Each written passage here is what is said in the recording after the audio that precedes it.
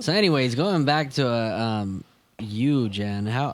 How's your family doing, man? How's your Doing mom good. doing? My mom's doing good. She's retired. That's the reason why we went back to the Philippines. Yeah. So she retired. Yeah, like Right 7 before years you guys ago. left. Yeah, and the thing was, she said that I'm gonna move back to the Philippines. I'm gonna retire, and then it put pressure on me and my brother. Especially because my dad just passed.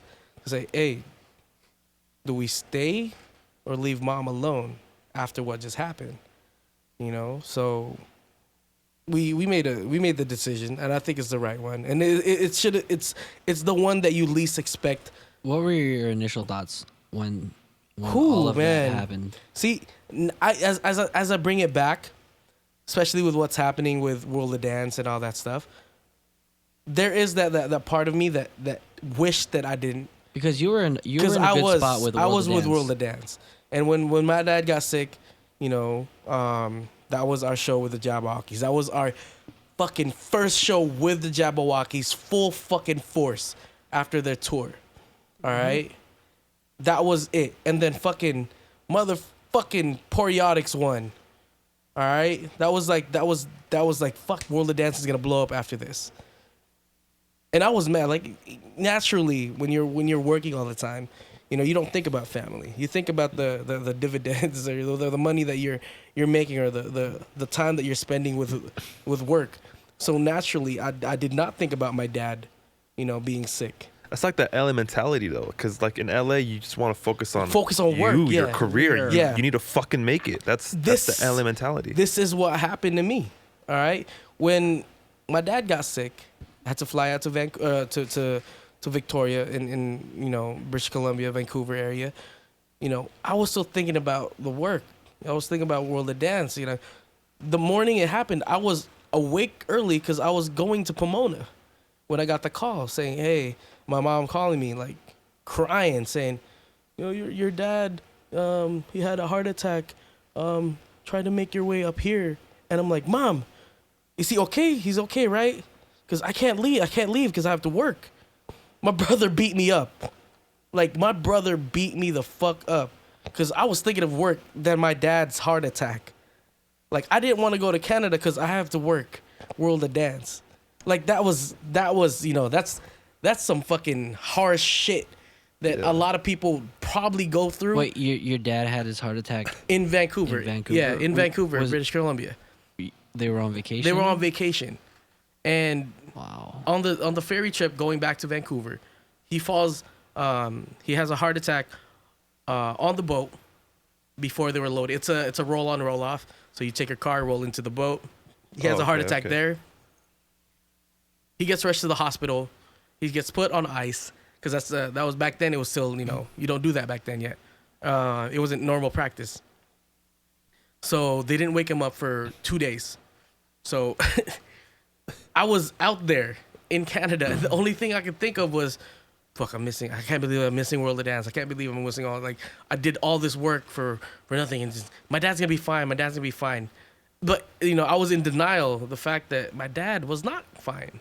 Because I was so busy thinking about the future of World of Dance and what I was going to be doing in the future. Right? It wasn't about family. So that's the shit. When that hit me, when my dad got sick, that's when my brother really said, you did all this shit, you're gonna be this fucking, World of Dance, this, all of that. You did all the clubs and all that stuff. And he said, all those times that you went out with your friends, you never took Pops to a Laker game. And my dad loves the fucking Lakers. Like, I had the money, I had the time, but I never took him to a Laker game. That's one of the things, because my dad loves basketball, my brother loves basketball, all that stuff. That's the way it hit me. It's like, shit. All this time after high school that I just worked for, for money and all this other, doing the nightclub stuff, it was all for me because I wanted to show my dad that I can do it. I can do it.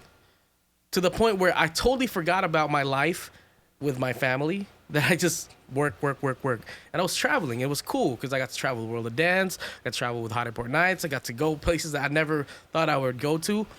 But I did not have a relationship with my dad. It's really hard though to kind of think about those things at the age that you are. You know, because I was 25. You expect your parents to live. Yeah. Till you're like till 40. you're old Yeah. and gray. You know. Yeah, that's the truth right there. That's why, when my dad, passed, I thought, shit, I'm going to be, I'm going to try to work back at World of Dance. I'm going to try to do all this and all that. And the reality was, I checked myself out already. I was already on my way out. It just took my dad's death to really get my eyes really that open on what's really going to happen in the future, which is stop everything that I'm doing, take it for what it is, which was, I learned a lot. I had a lot of good times. But the reality is I need to spend time with my family. I'm Filipino. I'm family oriented. That I did not have that. And till this day, I still wish that I went to college. I still wish that I didn't do the clubbing thing, because I wish I took my dad to a fucking basketball game. And that shit's hard, right?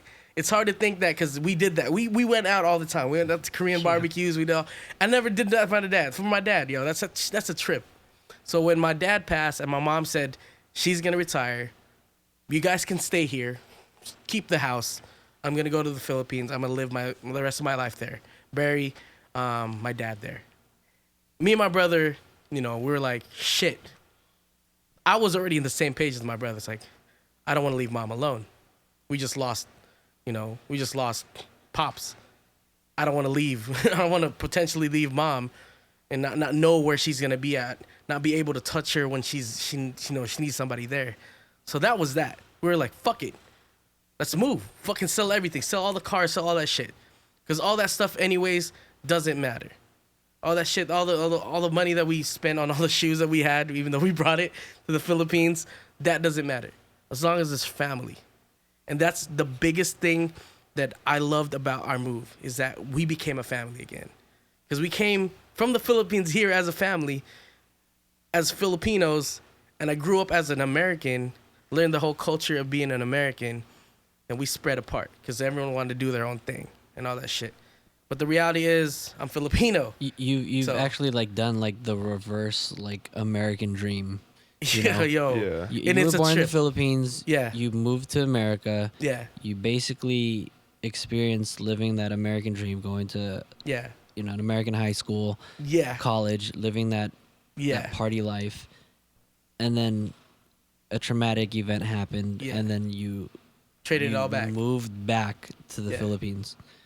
That's a trip. It's a trip to actually really think about. If you really think about it, man, not a lot of people would it's crazy, because when I went to the Philippines, and when people found out that I worked for World of Dance, and they go, "What the fuck are you doing in the Philippines?" I'm like, "Yeah, I have my own reasons." Was it hard to adjust? Fuck yeah, it was hard to adjust. What was the hardest thing to adjust to? Because I mean, aside from the food, and you know what's hard is really finding good friends in the Philippines. You don't know what their ulterior motives are.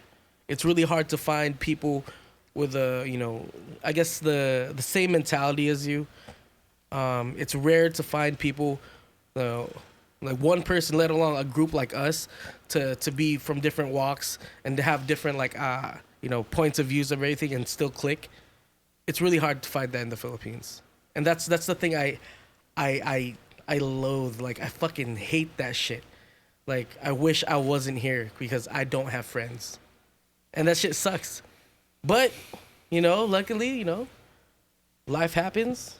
Found a girl, and yeah, she fills my heart. Like, she makes me whole. Aside from having you guys as the family from back then, she is my family now, and that's the so crazy crazy. part. and you've been with her for how long? 4 years. Wow. Oh, Yeah. wow. Well, going on Congratulations. 4, man. We going crazy. That's so Yeah. fucking crazy. That's awesome. Yeah. This whole fucking segment was fucking like. You believe that? Hey, yo. Fuck, a lot. dog. See, a lot of people, especially like close-minded people in the Philippines, when I tell them that story, they go like, "Family's not important. Money is." I was like, "Shit, I had the money. I did the travel. What do I get in return? Nothing, just memories. But I didn't get to spend that memory with my dad. That's the hard part. You know, yes, I bought my dad shoes for his birthday and all that stuff, but I just gave it to him. I didn't go to the store and buy it with him. Have that memory, that experience.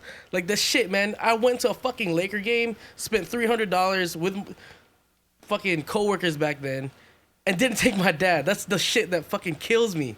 And my dad loves fucking Kobe. He's the one that took me to my first Laker game. I'm about to cry right now because that shit reminds me of that shit. And it's fucking hard. Motherfucker. That's fucking crazy, dog. But that's the truth, though. And I'm happy you guys are here because it's been a while for me to talk about that shit. Yeah. And I'm happy the fuck I'm talking about it with you guys because you guys will fucking listen to me. And all you other listeners out there. Yeah, I'm crying. But that's the truth. That's respect, man. Yeah, man. Yeah, that's like real. Making my eyes water. Yeah, this is like real, like. So if you guys have family out there, fucking spend as much time as you can with them. Cause that shit, you don't know where that shit gonna happen, man. And it just flips you, and you don't know where you're going. As long as you got friends, you got family, you know that shit's that's what matters. And it sounds like a little bitch. Nah, man. That's what makes it real, bro. Like, fuck. Yo, it's been so hard to get that out, like especially in the Philippines, because nobody can understand it, because they don't know my story out here. Yeah. So Yeah. It's a trip. So hopefully, if you guys are listening to this, you probably know my story now, and you probably, I don't know, if you can pull something out of it, just as long as you pull something that has to do with family, and that's all that matters. Yeah. And I'm happy. I'm happy now because I chose family, and you guys are my family too.